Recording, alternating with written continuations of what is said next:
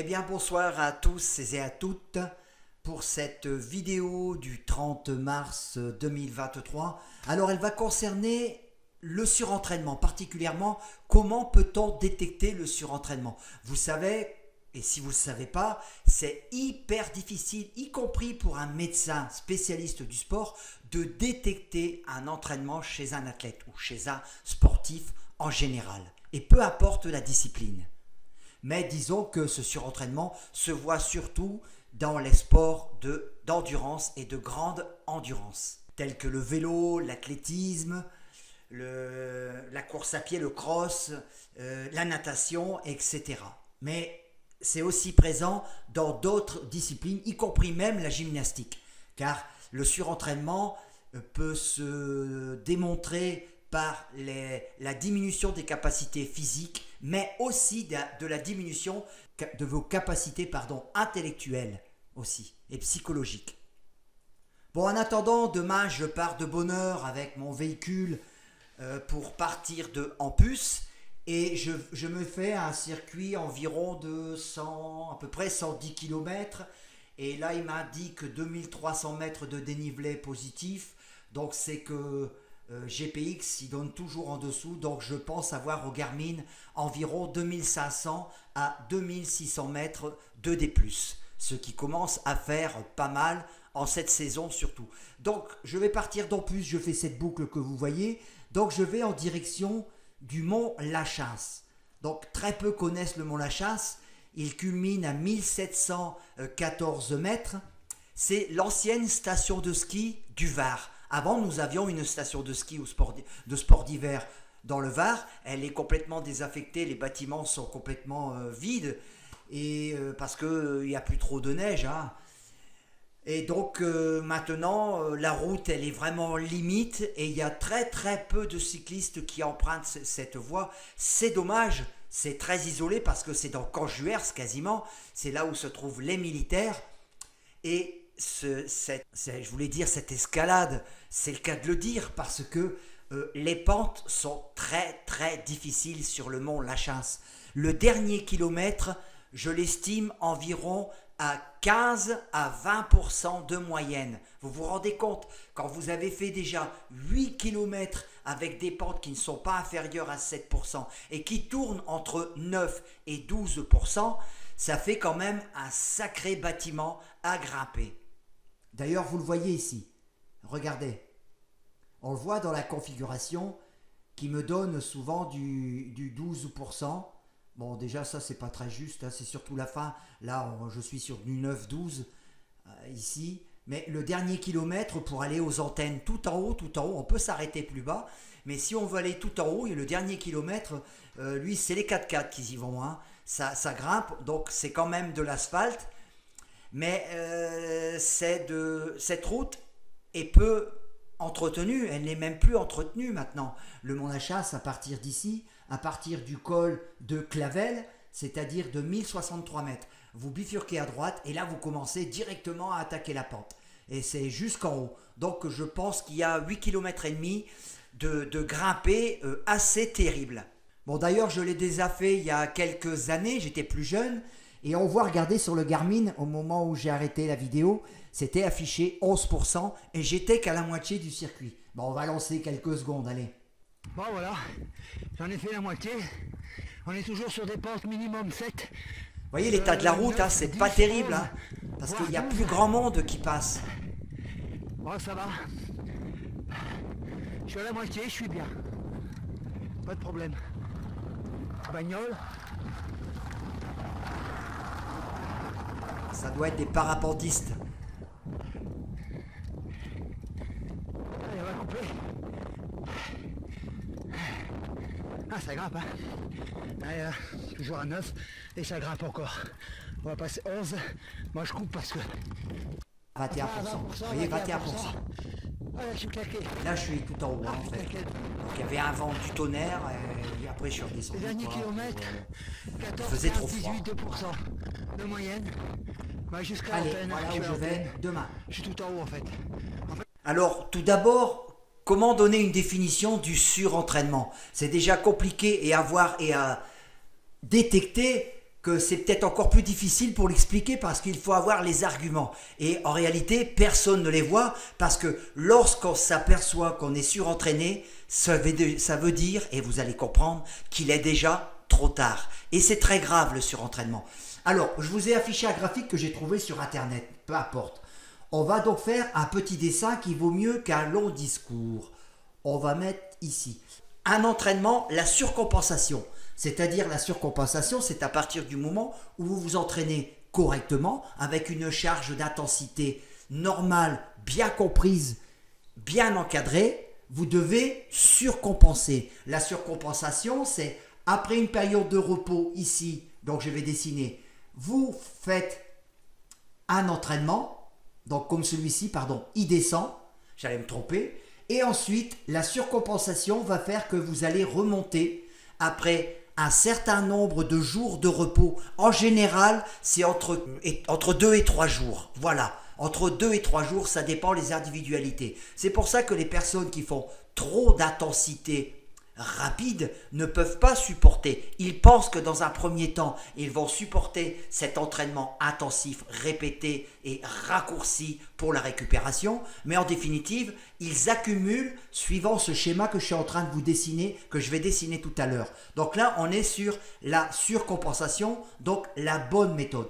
Vous allez donc ensuite, avec un nouvel entraînement, redescendre, mais rester toujours un petit peu plus haut que vous étiez tout à l'heure. Là, vous étiez ici, donc là, vous êtes ici. Ensuite, vous récupérez 2 à 3 jours, vous montez un petit peu plus haut. Ce qui fait que si on dessine la courbe, la flèche ascensionnelle, en jaune, on s'aperçoit que les pics entre repos et entraînement sont de plus en plus hauts. C'est ce qu'on appelle le phénomène de surcompensation. Vous êtes de plus en plus fort parce que votre entraînement est bien calculé, bien approprié à votre personnalité, à votre psychologie, ainsi qu'à votre physique et à toutes vos données physiologiques. Là, il n'y a pas de problème. C'est le top des tops. Par contre, le surentraînement qui peut arriver à une grande majorité de sportifs peut se voir sur les graphiques. C'est-à-dire, alors on efface ça et on voit, il est déjà dessiné. Après une période de repos, vous vous entraînez. Une période de repos qui était trop bref. Vous vous entraînez, il est normal que ça descende. Par contre, la remontée, étant donné que votre récupération peut-être ne sera que de 1 ou 2 jours, sera incomplète, donc ne vous permettra pas d'éliminer toutes les toxines et de refaire toutes vos réserves énergétiques, etc. Et beaucoup de phénomènes, y compris psychologiques, ne vont pas se remettre en ordre et vous allez remonter, mais en dessous du niveau de votre forme. Et ainsi de suite. Encore, ensuite, l'athlète continue, il s'entraîne, il se surentraîne plutôt et descend encore un petit peu plus bas que tout à l'heure et remontera un petit peu moins haut. D'où cette flèche, cette fois-ci, on va la mettre en rouge, qui descend. C'est le surentraînement. Alors maintenant, comment peut-on détecter en théorie ce qu'est un surentraînement? Comment peut-on le voir chez un athlète quand on est un entraîneur? Eh bien, c'est très difficile. On a besoin d'aide de plusieurs personnes, du contexte familial, de l'athlète lui-même, de ses amis autour de lui et de tous les coachs qui l'entourent. Car l'état général de cet athlète en surentraînement est très fluctuant en définitive. Il est très instable. Un jour il est bien, le lendemain il est moins bien. Il montre parfois des pathologies diverses et variées, comme des douleurs, des maux de ventre, des maux d'estomac, des maux de tête.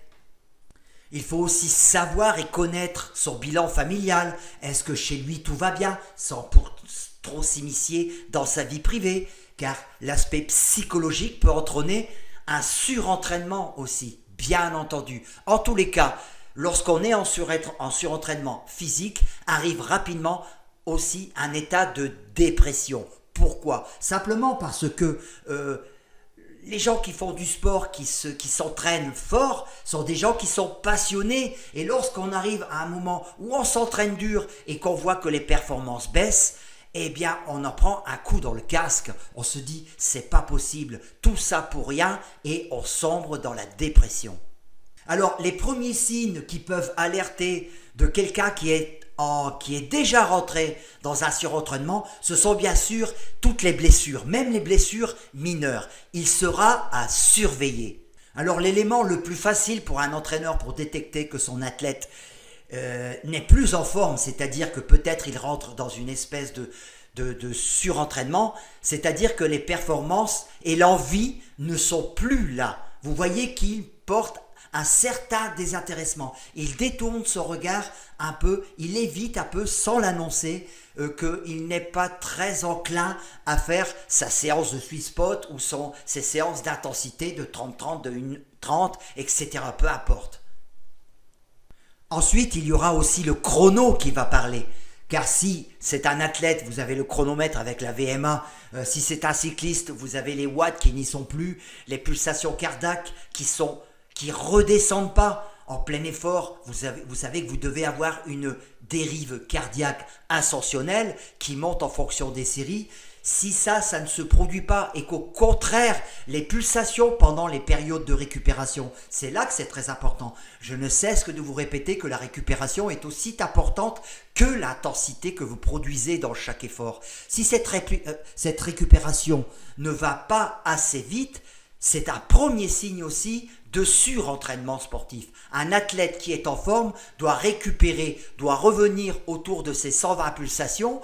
S'il est monté autour de 180, doit revenir assez rapidement dans les 1 à 2 minutes qui suivent ses efforts d'intensité. S'il est encore à 140 pulsations 2 minutes après son effort, ce n'est pas normal du tout, c'est qu'il se passe un phénomène de fatigue. Et pas que la fatigue que j'ai déjà parlé musculaire, mais la fatigue de surentraînement, la plus dangereuse. La fatigue musculaire, c'est celle qu'on caractérise et qu'on appelle une fatigue périphérique. Celle-ci, elle n'est pas dangereuse. Vous montez un col, vous êtes obligé de vous arrêter parce que vous avez les jambes complètement engourdies qui vont exploser. Ça s'appelle une fatigue périphérique, mais quelques heures après, vous pouvez même encore essayer de remonter sur le vélo et de continuer. Alors je résume, on l'a dit, que les blessures, donc le surentraînement, c'est un pourvoyeur de blessures chez les sportifs, même des blessures bénignes, il les cumule. J'ai noté aussi l'état dépressif, plus avoir envie. Justement, cet état dépressif va être caché par l'athlète lui-même. C'est ça où ça devient difficile de détecter parce que l'athlète ne coopère pas systématiquement pour avouer qu'il n'a plus de surcompensation et qu'en tous les cas, il est en train de rentrer en surentraînement.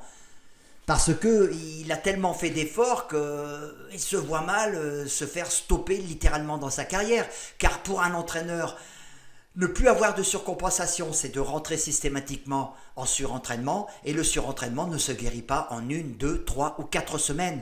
Ça veut dire c'est la saison qui est quasiment foutue pour l'athlète en tous les cas. Et parfois, même, on l'a vu chez certains athlètes, chez beaucoup d'athlètes, c'est la fin de carrière définitive.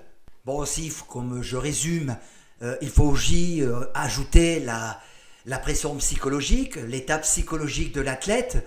Est-ce qu'il a des problèmes familiaux? Est-ce qu'il a des problèmes de cœur, etc. Tout ça, ça rentre en ligne de compte. Le système sympathique et parasympathique, on en parlera peut-être plus en détail plus tard. Il a son importance, c'est lui qui va rythmer votre tension artérielle, c'est lui qui va rythmer vos battements cardiaques, votre récupération la nuit, le sommeil. En cas de surentraînement, on n'a plus de sommeil, on se réveille tous les jours à peu près à la même heure, 2 heures, 3, 4 heures, 5 heures du matin, on a des difficultés à se réendormir et on n'a pas ces 8 heures de sommeil, de repos. Et ça contribue à l'état dépressif. Et là, c'est le chat qui se mord la queue. Et on ne peut pas sortir de cette spirale dépressive, tant sur le temps physique que psychologique. C'est une dépression majeure, aggravée. Alors, quelles peuvent être aussi les causes d'un surentraînement? C'est justement le perfectionnisme. Ne pas vouloir écouter, je vois beaucoup de vidéos sur Internet, Et je sens à peu près les athlètes qui peuvent tomber en dépression physique et psychologique à cause de leur entraînement, surtout à cause de la plateforme Swift, par exemple, qui, à son tour, contribue à créer beaucoup de dépression chez les athlètes, car c'est pour moi un jeu, ce n'est pas une plateforme d'entraînement. Alors tous ces jeunes athlètes se laissent prendre au jeu, ils se lancent des défis tous les jours, tous les 3 ou 4 fois par semaine, ils font des tests FTP, tu en veux, tiens, en voilà. Non, ça c'est le début du surentraînement, donc c'est aussi l'abandon de ces sportifs. Très rapidement, ils ne feront pas de carrière sportive. En tous les cas, ils vont mettre leur carrière à mal très rapidement. Le but d'un entraînement scientifique, ce doit être progressif. On s'entraîne, on doit récupérer suffisamment pour se sentir plus fort, voire même beaucoup plus fort pour réattaquer un autre entraînement. Si ce phénomène ne se passe pas de la façon dont je vous l'explique, c'est qu'il y a un problème dans les plans d'entraînement, qu'il y a un problème psychologique chez l'athlète, c'est il va vers le surentraînement. Alors là, il faut rapidement réadapter l'entraînement, réétudier avec tout le staff pourquoi cet athlète ne va pas bien et ne performe pas. Je reviens sur ce que je vois beaucoup sur Internet, sur certaines vidéos. Bon, il y a beaucoup de gens qui se lancent le défi de se croire entraîneurs eux-mêmes pour donner des conseils aux autres. Attention, ça peut être très dangereux. Tout le monde ne peut pas respecter les tests FTP, les tests PMA ou les records de puissance. Encore faut-il être déjà entraîné depuis plusieurs années pour subir des entraînements suffisamment intensifs. Certains pensent qu'ils sont aussi des Robocop, c'est-à-dire qu'ils peuvent ingurgiter une quantité industrielle, pas de sucre cette fois-ci, mais d'entraînement, pour aboutir à du surentraînement, sans qu'ils le sachent eux-mêmes. Et ils se posent donc ces questions, ils se disent, parmi les cyclistes, souvent vous entendez « aujourd'hui ça va pas, j'ai pas les jambes ». Attention, un cycliste qui vous dit aujourd'hui je ne vais pas bien, j'ai pas les jambes, il est peut-être en train de couver déjà un surentraînement. En tous les cas, c'est qu'il y a quelque chose qui ne va pas. Ou alors vous avez ceux qui plusieurs fois par semaine changent de plan d'entraînement. Ils se disent bon ça va pas, je vais me mettre à faire du plus court ou je vais me mettre à faire du plus long et qui ne suivent pas en réalité un véritable plan d'entraînement qui lui a été confectionné par un vrai coach en définitive, mais pas pris n'importe où sur Internet. On ne devient pas coach en lisant des livres ou en regardant des vidéos, croyez-le. On devient coach en ayant fait des études et surtout en ayant des années d'expérience avec du sexe masculin, féminin, de tout âge. Si je pouvais donner un cas d'un cycliste très connu que j'adore, que j'ai toujours adoré, c'est Thibaut Pinot. On voit très bien que dans les Tours de France, moi j'aurais pu dire tout de suite qu'il était en phase de surentraînement. C'est-à-dire que il accumulait de la méforme dans ses performances. On le voyait tous. Il avait toujours des blessures, toujours des petits bobos. Et il était frappé de surentraînement pour moi. Et je ne me suis jamais trompé sur son cas. Ce phénomène se passait pendant le Tour de France. On peut donc conclure que, sans beaucoup se tromper, que notre excellent Thibaut Pinot n'avait pas le coffre pour faire, disons, un maillot jaune pour résister à toutes les attaques dans toutes les étapes. Thibaut Pinot était excellent pour gagner 1, 2, voire 3 étapes dans un Tour de France, mais pas pour porter le maillot jaune pendant plusieurs semaines. Et vous l'avez tous vu, il nous en a tous apporté la preuve. Et c'est pas une critique de le dire, justement, ce sont des réalités. Le pauvre, il aurait pu être aidé avec une meilleure équipe qui aurait pu mieux le protéger, mais il était seul face à tous les autres champions pour essayer d'avoir ce maillot, en tous les cas les places d'honneur. Alors personnellement, Thibaut en a-t-il trop fait? Je crois que oui. Personnellement, pour moi, je pense qu'il en a peut-être un petit peu trop fait. S'il avait peut-être respecté des temps de repos peut-être plus importants, je pense qu'il aurait pu nous épater un petit peu plus longtemps. Il ne faut surtout pas oublier que la forme d'un athlète, écoutez bien ce que je vais vous dire, que la forme d'un athlète ne dure que environ 3 à 4 semaines par an, par saison. Certains pensent qu'on peut être en forme tout le long de l'année. Non, c'est complètement faux. Votre maximum de puissance, de force et de forme, vous ne l'aurez qu'en réalité, c'est 3 semaines. Et c'est pour ça que les entraîneurs font des plans d'entraînement pour cibler ce pic de forme, pour essayer de taper juste au moment de la compétition qui est visée. En gros, voilà ce qu'on peut résumer sur le surentraînement. Le plus gros des symptômes, vous le savez, c'est la fatigue. À partir du moment où vous ne pouvez pas récupérer d'un entraînement que vous avez fait, c'est que vous tombez en surentraînement à cause de cette fatigue qui grandit, qui prend le dessus sur la récupération. Par exemple, lorsqu'on ressent cette fatigue, au lieu de faire un entraînement intensif qui était programmé, il ne faut surtout pas le faire. Il faut écouter son organisme. Ce n'est pas le plan d'entraînement qui commande, c'est la sensation que vous avez dans vous-même et vos habitudes que vous connaissez de vous-même. Au lieu de pratiquer cet exercice intensif, peut-être il est préférable de faire 2 ou 3 heures de zone 2 qui vont vous permettre d'accumuler de l'énergie. Et si après cette séance, le lendemain de cette séance, vous n'avez toujours pas récupéré, là il va falloir vous poser des questions sérieuses. Est-ce que vous êtes en train de rentrer dans un surentraînement? Alors tout à l'heure je vous ai parlé du rythme cardiaque.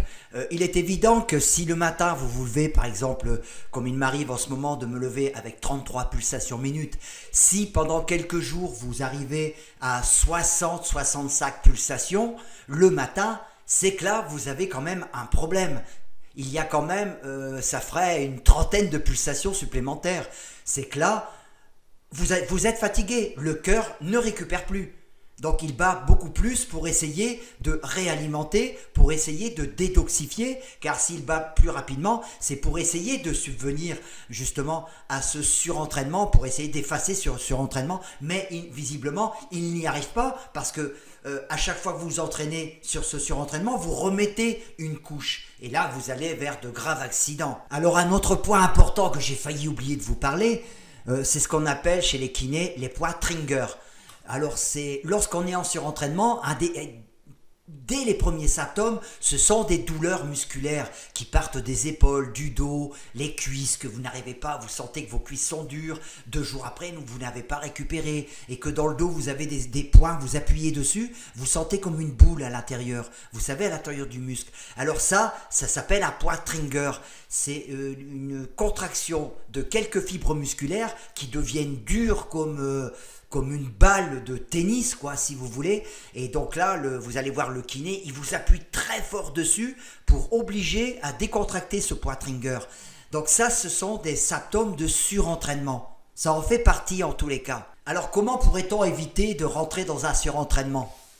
C'est-à-dire que lorsque vous êtes fatigué, que vous vous présentez sur votre vélo, sur votre ligne de départ, ou peu importe la discipline, et que vous sentez que vous n'êtes pas trop en forme, et que vous faites la première, la deuxième série, et que l'envie, le cœur n'y est pas, la performance n'y est pas, vous arrêtez votre séance, et vous terminez soit par un footing, soit par de la zone 2 au vélo, soit par du rameur très cool. Vous n'allez pas au bout de votre séance surtout. Et là, vous commencez à vous observer et vous posez des questions à votre coach, par exemple, sur le plan d'entraînement. Est-ce qu'on ne pourrait pas l'alléger? Vous le mettez surtout au courant. Vous ne gardez pas ça pour vous. Sinon, ça va être l'escalade dans le surentraînement. Et là, vous ne vous en sortirez plus du tout. Alors, étant donné qu'il y a plusieurs stades pour détecter un surentraînement, c'est-à-dire une fatigue ordinaire dès le départ, ensuite une fatigue qui se complique un petit peu, ensuite arrive le 3e stade qui sont les douleurs, les maux, la dépression qui s'installe, et lorsqu'on est vraiment en surentraînement proprement dit, là c'est l'arrêt presque quasi complet de toute activité sportive, ou alors quasiment suivre un plan d'entraînement sans que ce soit vraiment un plan d'entraînement que vous allez suivre, mais ça n'a vraiment plus rien à voir avec ce que vous faisiez auparavant. Il s'agit que de la récupération. Par exemple en vélo, ça sera au maximum, je dis bien, de la zone 2 et en début de zone 2 uniquement. Ensuite, ça sera de se changer les idées surtout. Parce qu'il y a l'état dépressif qui est là, qui guette en tous les cas, qui est concomitant au surentraînement. Il va de pair en tous les cas. Alors maintenant, pour terminer, lorsque le surentraînement a été vraiment diagnostiqué par les spécialistes, eh bien, il y a un peu cette résistance que l'athlète va mal percevoir cette chose, donc ça va remettre une couche dans sa dépression, si vous voulez. Ensuite, il va y avoir l'acceptance de ce qu'il ressent. Ah, c'est un peu comme les gens qui apprennent qu'ils ont des graves maladies. Il va y avoir l'acceptance de la chose et ensuite le combat pour y remédier. Donc tout ça, en cas de surentraînement, ça va prendre un certain délai plus ou moins long, voire en mois, voire parfois même en 1 an ou 2. Et parfois c'est même définitif. Conclusion, ne prenez jamais à la légère des fatigues qui sont récurrentes en tous les cas. Observez bien votre cas. Il n'y a pas que l'entraînement et la performance qui comptent. Il y a la nutrition, il y a la fatigue à observer. Et le vélo ira très bien si votre nutrition est bonne, si votre fatigue est bien contrôlée. La performance sera présente, à n'en pas douter. Maintenant, tout le monde ne peut pas être champion du monde. Chacun en fonction de ses capacités physiologiques. Voilà. Bonsoir, à la prochaine.